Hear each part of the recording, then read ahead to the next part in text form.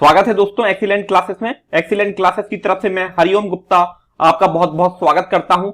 Daily current affair का ये video सुबह 7 बजे हमारे यूट्यूब चैनल पर अपलोड किया जाता है। साथ ही साथ इसका पीडीएफ आप इस वीडियो के डिस्क्रिप्शन में जाकर व्हाट्सएप ग्रुप को फॉलो करके डाउनलोड कर सकते हैं। और आपको मैं बता दूं कि यहां पर प्रतिदिन सुबह 7 बजे करंट अफेयर का वीडियो और 3 बजे होता है लाइव साइंस का एनटीपीसी परीक्षा का यहां पर लाइव टेस्ट सीरीज। अभी हम हाल में डिस्कस कर रहे हैं पॉलिटी और कंप्लीट कर चुके हैं हिस्ट्री का टेस्ट और यहां पर हम कल करेंगे करंट अफेयर का।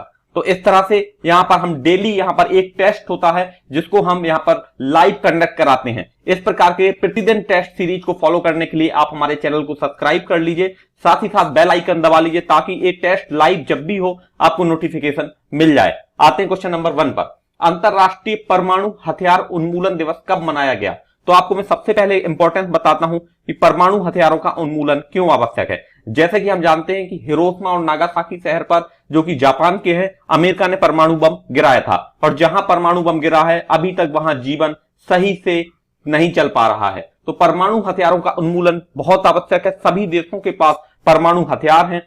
तो हमारी पृथ्वी को बचाने के लिए यहां पर संयुक्त राष्ट्र यूएन महासभा ने इसकी घोषणा की कि इसे प्रतिवर्ष 26 सितंबर को मनाया जाता है। तो राइट आंसर यहां पर ऑप्शन नंबर बी। और इसकी टैगलाइन है धरती बचाओ जीवन बचाओ, परमाणु हथियारों के इस्तेमाल पर रोक लगाओ। ये यहां की इसकी टैगलाइन है। और आपको मैं बता दूं कि यह प्रतिवर्ष यहां पर मनाया जाता है 26 सितंबर को और न्यूयॉर्क महासभा ने इसकी घोषणा की थी 26 सितंबर 2013 को। 2013 से इसे प्रतिवर्ष मनाया जाता है, आयोजित किया जाता है। और साथ ही साथ बता दें कि जो यूएन का मुख्यालय है न्यूयॉर्क यूएसए में। और इसका स्थापना कब हुई थी? यूएन की स्थापना, संयुक्त राष्ट्र की स्थापना हुई थी 24 अक्टूबर 1945 को। और यहां पर इसके जो वर्तमान अभी हेड हैं, महासचिव हैं वर्तमान में यूएन के चीफ हैं एंटोनियो गुटेरेस इसके हेड हैं। कब से इस पद पर है? 2017 से वह इस पद पर काबिज है। तो राइट आंसर है ऑप्शन नंबर बी 26 सितंबर। आते हैं क्वेश्चन नंबर 2 पर। केबल स्टैंड ब्रिज का उद्घाटन किस राज्य में किया गया? तो आपको मैं सबसे पहले डिटेल से बता दूं कि केबल स्टैंड ब्रिज होता क्या है। तो आपकी सबसे पहले उसकी फोटो देखिए। ये होता है वह ब्रिज जो केबल के माध्यम से सपोर्टेड होता है। तो देश को समर्पित किया है भारत का सबसे बड़ा केबल ब्रिज। तो इसकी खूबियों के बारे में आपको डिटेल से बता देता हूं। नदी, समुद्र, पहाड़ जैसे घाटियों पर एक केबल ब्रिज बहुत आम है। जो लोग इलाहाबाद गए हों तो उन्होंने इलाहाबाद के नैनी में भी इस तरह का ब्रिज देखा होगा। इसको बोलते हैं केबल स्टैंड ब्रिज।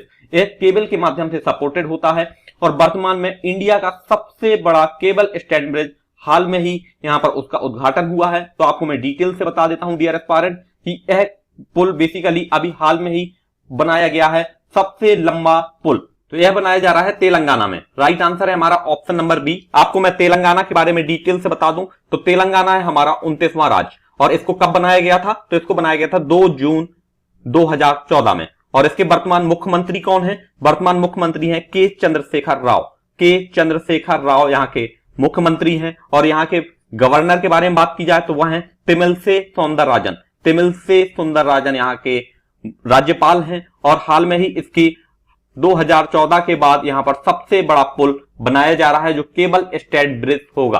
तो राइट आंसर है हमारा ऑप्शन नंबर बी।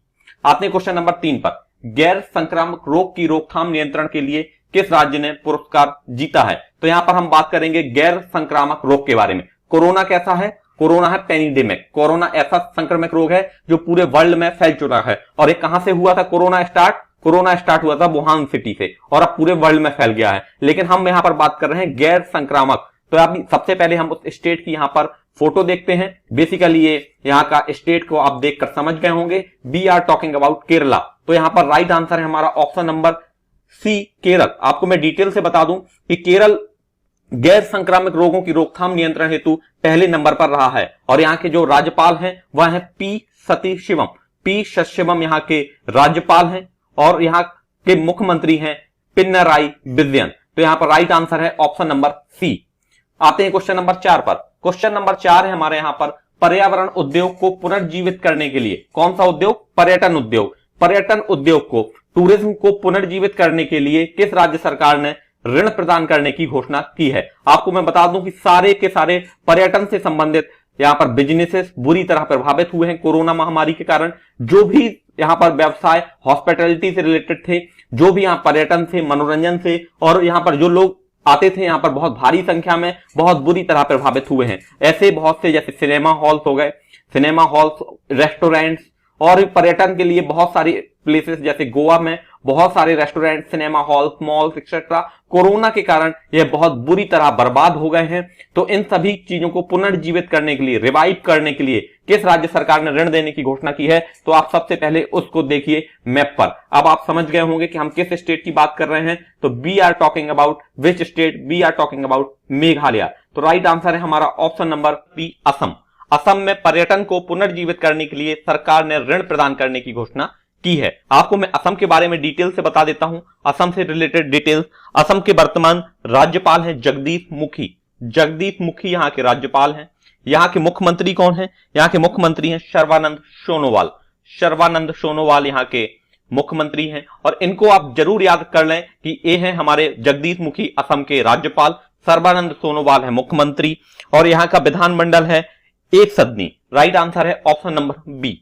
आते हैं क्वेश्चन नंबर 5 पर। भारत ने किस देश के साथ रक्षा औद्योगिक वैश्विक समझौते पर वेबिनार आयोजित किया है? वेबिनार क्या होता है? ऐसा सेमिनार जो वेबसाइट के माध्यम से किया जाए, अर्थात ऑनलाइन किया जाए, उसे बोलते हैं वेबिनार। तो वेबिनार क्यों करना पड़ा? क्योंकि अभी चल रहा है कोरोना टाइम। कोरोना टाइम में कोई भी हमारे रक्षा मंत्री यहां पर या रक्षा से संबंधित कोई भी स्टाफ ट्रेवल नहीं कर सकता, इसके लिए वेबिनार आयोजित किया गया। और उस देश के लिए मैं यहां पर आपको मैप दिखा देता हूं। We are talking about Cambodia. Cambodia आप देख पा रहे होंगे भारत के पूर्व में स्थित है कंबोडिया। तो राइट आंसर है यहां पर हमारा ऑप्शन नंबर सी। और ये वेबिनार भारत और कंबोडिया के साथ रक्षा संबंधित उद्योग वैश्विक के बारे में बात हुई है। ये पूरी वर्ल्ड की यहां पर जो भी स्ट्रेटजी है भारत और कंबोडिया की, उस पर डिटेल से डिस्कस हुआ है। तो यहां पर हम बात कर रहे हैं यहां पर कंबोडिया के बारे में, भारत और औद्योगिक रक्षा के बारे में। राइट आंसर है हमारा ऑप्शन नंबर सी। आते हैं क्वेश्चन नंबर 6 पर। केबीआईसी ने अपने सलाहकार के रूप में किसे नियुक्त किया है? तो आपको मैं यहां से डिटेल्स में बता देता हूं केबीआईसी के बारे में। तो आप सबसे पहले हम चलते हैं यहां से डिटेल्स में। सबसे पहले आप उनकी फोटो देखिए। केबीआईसी ने अपॉइंट किया है फैशन डिजाइन काउंसिल चैंबर सुशील सेठी को। तो ये सुशील सेठी यहां पर अपॉइंट हुए हैं। ऑप्शन नंबर सी यहां पर राइट है। आपको मैं डिटेल से बता देता हूं, केबीआईसी ने यहां पर हाल में ही सलाहकार नियुक्त किया है। और बेसिकली यह कौन है? खादी एवं ग्रामोद्योग उद्योग के यहां पर शुक्रवार को एक अपॉइंटमेंट हुआ है। तो राइट आंसर है यहां पर ऑप्शन नंबर सी। आते हैं क्वेश्चन नंबर 7 पर। क्रांतिकारी स्वतंत्रता सेनानी प्रीतिलता बड्डेडार कौन है? ये क्रांतिकारी स्वतंत्रता सेनानी। इनकी बचपन की फोटो में यहां पर दिखा देता हूं, और इनकी हाल में ही फिल्म बनाने की घोषणा हुई है। इन पर बनाई जाएगी एक मूवी। बेसिकली ये जिस तरह से आपने फूलन देवी का चरित्र चित्रण देखा होगा, रानी लक्ष्मीबाई का चरित्र चित्रण देखा होगा, उसी तरह से प्रीतिलता बड्डेडार भी एक क्रांतिकारी स्वतंत्रता सेनानी है, और हाल में ही उनकी फिल्म बनाने की घोषणा की है बांग्लादेश है। राइट आंसर है ऑप्शन नंबर सी, बांग्लादेश। हम यहां पर डिटेल से बात करते हैं इनके बारे में। प्रीतिलता बड्डेडार बेसिकली एक स्वतंत्रता सेनानी थी, और हम बात कर रहे हैं बांग्लादेश के बारे में। तो बांग्लादेश को पूर्वी पाकिस्तान के बारे में जाना जाता था, और यहां पर बांग्लादेश के वर्तमान प्रधानमंत्री कौन है? तो यह है शेख हसीना। शेख हसीना वहां पर वर्तमान प्रधानमंत्री हैं, और हाल में ही प्याज के इंपोर्ट पर यहां पर बांग्लादेश के लिए यहां पर रोक लगा दी गई थी भारत सरकार की तरफ से। और हम बात कर रहे हैं यहां पर प्रीति बड्डेडार की। तो इनका जन्म हुआ था 5 मई 1911 को, और इनके ऊपर हाल में ही बांग्लादेश में इनके ऊपर मूवी बनाई जाएगी। तो राइट आंसर है ऑप्शन नंबर सी। आते हैं क्वेश्चन नंबर 8 पर। एबीडी एशियन डेवलपमेंट बैंक ने किस राज्य के माध्यमिक शहरों में जल आपूर्ति के लिए, वाटर कंजम्पशन को पूरा करने के लिए, स्वच्छता के लिए $300 मिलियन दिए हैं? भारत के किस राज्य ने इतना भारी भरकम कर्ज लिया है जल आपूर्ति के लिए? तो सबसे पहले आप यहां पर इसकी फोटो देखिए। आप फोटो देखकर यहां पर समझ गए होंगे, we are talking about Rajasthan. Rajasthan किसके साथ सीमा बनाता है? तो राजस्थान सीमा बनाता है पाकिस्तान के साथ में। और यहां पर राइट आंसर है हमारा option number B, Rajasthan. Rajasthan में एबीडी एशियन डेवलपमेंट से यहां पर $300 मिलियन का यहां पर भारी भरकम कर्ज लेने का फैसला लिया है। और यहां पर हम बात कर रहे हैं राजस्थान के राज्यपाल कौन है? राजस्थान के राज्यपाल हैं कलराज मिश्र। कलराज मिश्र यहां के राज्यपाल हैं, और यहां के मुख्यमंत्री हैं अशोक गहलोत। तो राइट आंसर है हमारा ऑप्शन नंबर बी। आते हैं क्वेश्चन नंबर 9 पर। सीट लिमिटेड ने ब्रांड एम्बेसडर किसे नियुक्त किया है? सीट कौन सी कंपनी है? सीट कंपनी बेसिकली बनाती है टायर्स।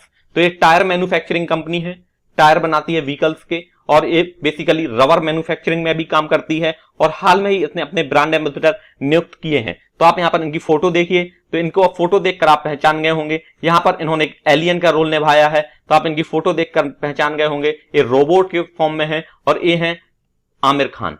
आमिर खान, जिन्हें मिस्टर परफेक्ट के नाम से जाना जाता है, और इन्हें बनाया गया है सीट टायर्स का ब्रांड एम्बेसडर। तो ऑप्शन नंबर बी यहां पर हमारा सही है, राइट आंसर है। और सीट का यहां पर टैगलाइन क्या है? Secure drive. तो यहां पर right answer option number B है। आमिर खान के बारे में बता दें कि इन्हें ब्रांड एम्बेसडर 2 साल के लिए नियुक्त किया गया है। तो 2 इयर्स के लिए ये ब्रांड एम्बेसडर रहेंगे सीट के। ऑप्शन नंबर बी यहां पर सही है। क्वेश्चन नंबर 10 है यहां पर। टाइम मैगजीन द्वारा जारी विश्व के 100 सबसे असरदार लोगों की लिस्ट में एकमात्र भारतीय एक्टर को शामिल किया गया है। आपको उस एक्टर के बारे में बताना है। तो सबसे पहले हम इनकी फोटो देखते हैं, और नो डाउट ये हैं भारत के सबसे असरदार एक्टर, जिन्होंने बहुत अपनी प्रतिभा से लोगों को प्रभावित किया है। हाल में यूनिसेफ ने भी अपना चाइल्ड एडवोकेट इन्हें अपॉइंट किया था। तो ये है, इनका नाम है Ayushmann Khurrana. Option number C यहां पर सही है, और 100 सबसे प्रभावशाली व्यक्ति में इनके अपना शुमार बनाया है। एक्टर आयुष्मान खुराना अपनी एक्टिंग एक्सपेरिमेंट के लिए जाने जाते हैं, और उन्होंने फिल्म कौन कौन सी इनकी फिल्म बहुत ज्यादा हिट हुई है? बधाई हो या फिर ड्रीम गर्ल। इन फिल्मों के आधार पर इन्होंने बहुत ही अच्छी भारी भरकम अपनी फेम में इजाफा किया है। ऑप्शन नंबर सी यहां पर सही है। आते हैं क्वेश्चन नंबर 11 पर। केंद्रीय प्रदूषण नियंत्रण बोर्ड, यहां पर हम बात कर रहे हैं, केंद्रीय प्रदूषण नियंत्रण बोर्ड ने अपना 46वां स्थापना दिवस हाल में ही मनाया है। आपको मैं फोटो दिखाता हूं, तो आप देख रहे हैं यहां पर CPCB, central pollution control board, और जिसका काम होता है हमारे देश में पॉल्यूशन को कंट्रोल करना, और ये मिनिस्ट्री ऑफ एनवायरनमेंट के अंतर्गत काम करता है। Ministry of environment, forest and climate के अंतर्गत भारत सरकार का कार्य करता है, और ये स्वच्छ पर्यावरण के लिए प्रतिबद्ध है। ये इसकी टैगलाइन है, और यहां पर हाल में ही इसने अपना 46वां स्थापना दिवस मनाया है। तो राइट आंसर यहां पर ऑप्शन नंबर बी, 23 सितंबर। 23 सितंबर को कौन सा स्थापना दिवस मनाया है? तो यह था 46वां एस्टेब्लिशमेंट डे।